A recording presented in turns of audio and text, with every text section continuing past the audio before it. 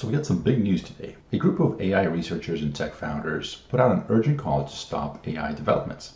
It's an open letter that calls to pause giant AI experiments. We call on all AI labs to immediately pause for at least 6 months the training of AI systems more powerful than GPT-4. There's a lot of big names here that you know. Elon Musk is on here, Steve Wozniak, the co-founder of Apple, Joshua Bengio, Max Tegmark. So he's the author of the book Life 3.0, and it's surprising that he's on this list since his book was rather optimistic. Then we have the co-founder of Skype, the co-founder of Pinterest, co-founder of Ripple. You have Ahmed Mustak, he's the CEO of Stability AI. That's the people behind Stable Diffusion. Andrew Yang, if you recall, he ran under the whole universal basic income premise because the AI will be taking over and automation will be putting people out of jobs. And there's many, many, many more, a lot more. And what they're asking for is they're asking to put a stop to AI progress, or at least pause it.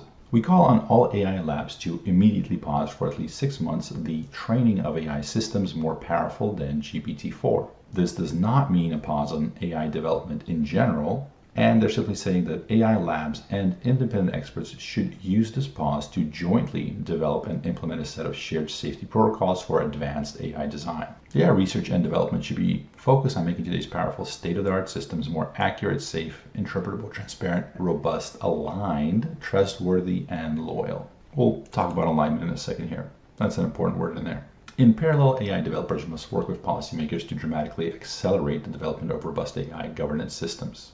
This should at a minimum include new and capable regulatory authorities dedicated to AI. I like the capable part. That's important. Oversight and tracking of highly capable AI systems and large pools of computational capability. They also want some sort of a watermarking system. So for example, if the AI puts out code, we need to be able to sort of distinguish that from what they call real text. Liability for AI caused harm. This is a tough one and it really needs to be implemented properly. Public funding for technical AI safety research, and well-resourced institutions for coping with the dramatic economic and political disruptions, especially to democracy, that AI will cause. So a lot of people are presenting UBI, Universal Basic Income, as sort of a potential help against this, or a stopgap at least. Humanity can enjoy a flourishing future with AI. Having succeeded in creating powerful AI systems, we can now enjoy an AI summer in which we reap the rewards, engineer these systems for the clear benefit of all, and give society a chance to adapt. Society has said pause on other technologies with potentially catastrophic effects on society. We can do so here. Let's enjoy a long AI summer, not rush unprepared into fall. I was curious what they meant by this. Did we hit pause on other technologies? Examples include human cloning, human germline modification, gain-of-function research, and eugenics. I believe at least a few of these did get developed in China over the last few years. There was a Chinese researcher who stunned the world last year by announcing he had helped produce genetically edited babies.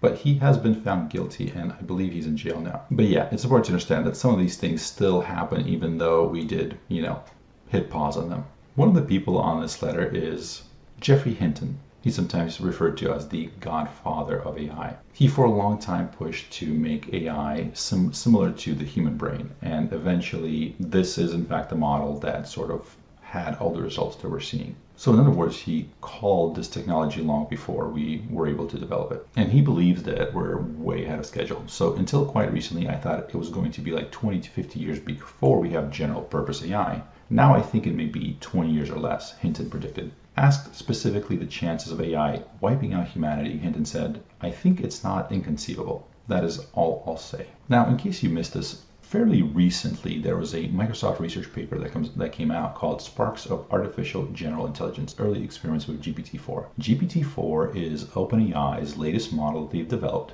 They just recently released it to the public, but it likely was around as early as 6 months ago or more. It just wasn't available to the public. And what Microsoft has found is that GPT-4's performance is strikingly close to human-level performance, and that it could be reasonably be called sort of an early version of AGI, Artificial General Intelligence. They put it to a series of tests asking it various questions. I did a video on this earlier. I'll link it up at the top and in the show notes.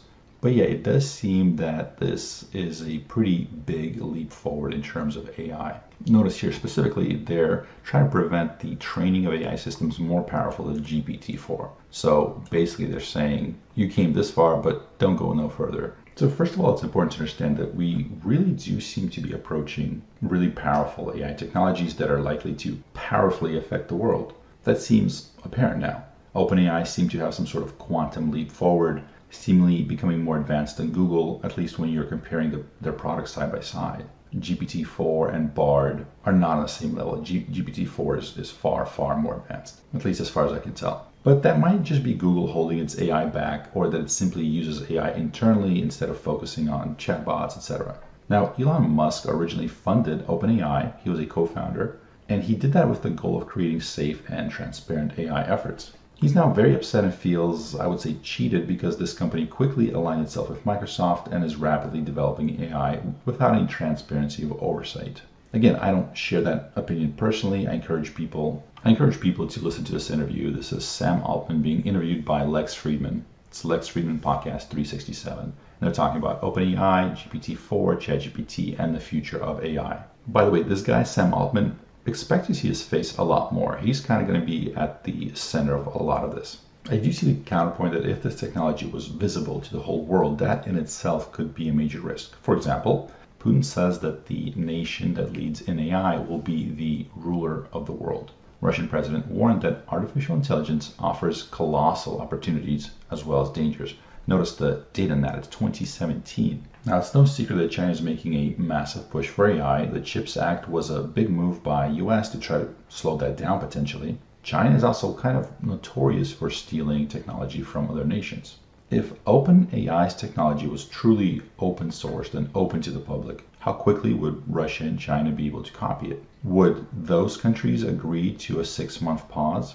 Now, I think they would, but I also think that they would keep developing this technology during that time to get a 6-month advantage. It's important to understand that US ethics and morals they're not necessarily shared by the rest of the world. So the arguments for transparency are valid, but I feel like so are the arguments for keeping this technology secret, for keeping the development not transparent. The second point to understand is that we do not really understand how these models learn. In other words, they are developing cognitive tasks that are outside of what we train them on. This was the big breakthrough of neural nets and transformers and other fairly recent developments. This is emergent behavior, meaning that it's behavior that we can't predict. It's behavior that we did not necessarily expect.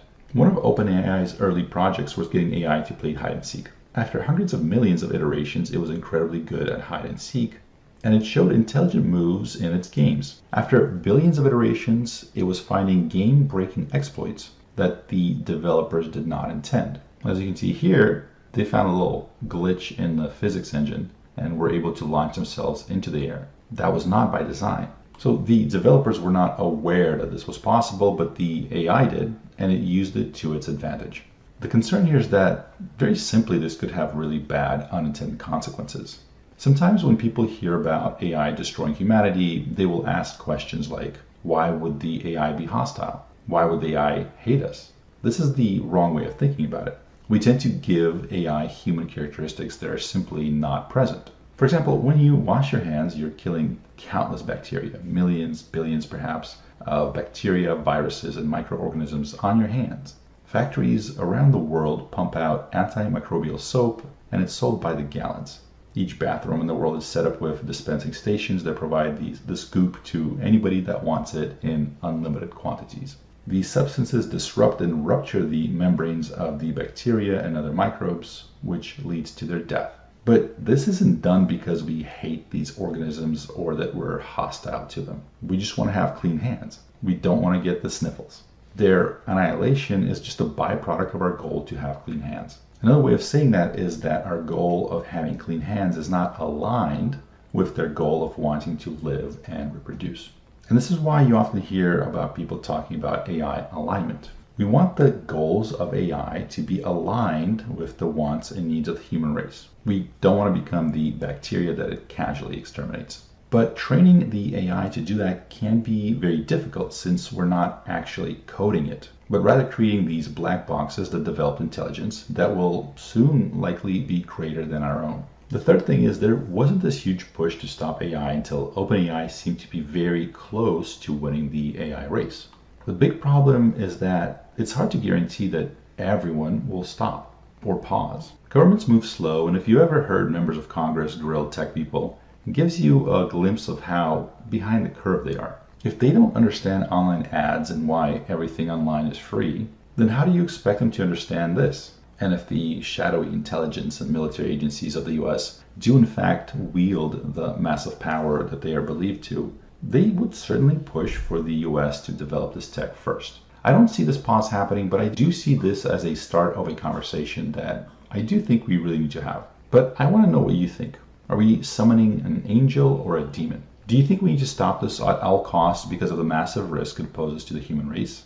Or do you think that we need to race to develop it before other bad actors can? And hopefully it will lead to complete automation and we humans can kick back, maybe not have to work as hard, and just enjoy our lives without the daily toil.